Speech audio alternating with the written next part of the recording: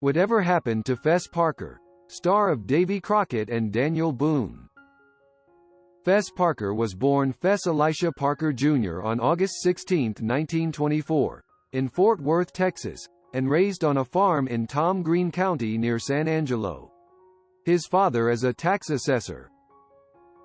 He enlisted in the U.S. Navy in the latter part of World War II, hoping to become a pilot. He was turned down because he was too tall at 6 feet 6 inches.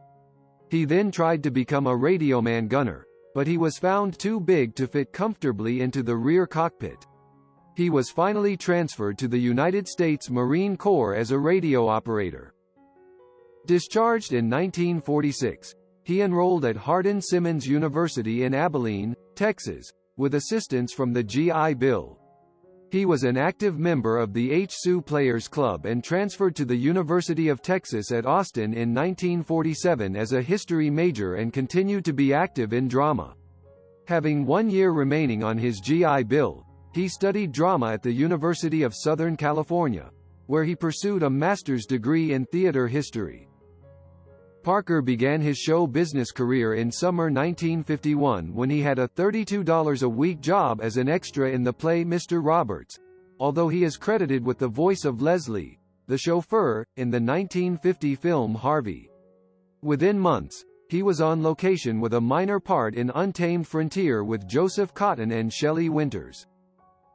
He became a contract player with Warner Brothers, appearing in small roles in several films such as Springfield Rifle, 1952, Island in the Sky, The Bounty Hunter and Battle Cry. In 1954, he appeared as Grat Dalton in the Jim Davis syndicated Western anthology series Stories of the Century in the episode The Dalton Brothers. In another 1954 appearance, Parker was cast as Kurt Morrison, a cowboy, militia marshal patrolling the land rush in the New Mexico Territory, in the episode The Kickapoo Run on the syndicated anthology series Death Valley Days.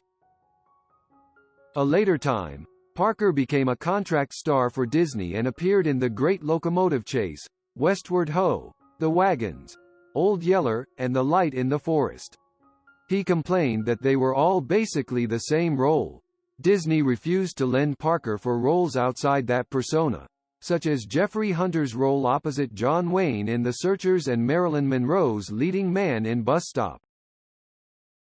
Parker was dissatisfied with Disney's proposal to only use him in a small role in Tonka. He was put on suspension for refusing the role, and subsequently left Disney. Following, Parker made guest appearances on many television programs, and composed and sang. He performed the occasional role of Tom Conrad, editor of the Diablo Courier in the syndicated Western series, Annie Oakley, 1954-1957, starring Gail Davis, Brad Johnson, and Jimmy Hawkins. Parker was contracted to Paramount Pictures from 1958 to 1962. He appeared in a small assortment of Paramount movies, including a cameo as an unnamed frontiersman in Bob Hope's Western comedy Alias Jesse James and supporting roles in The Hangman, 1959, with Robert Taylor, and Hell is for Heroes, 1962, with Steve McQueen. Also in 1962, he starred in the title role of the TV series Mr. Smith Goes to Washington, portraying the same idealistic character that James Stewart had played in the 1939 film. Parker took to the stage in 1963, in a traveling production of Oklahoma, as Curly. The movie roles he sought were elusive.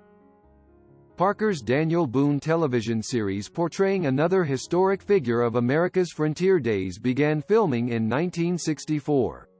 Over its 6 years, 1964 to 1970, as one of the highest-rated shows of its time, Parker was not only the star of the series, but also the co-producer and director of 5 of its most popular episodes.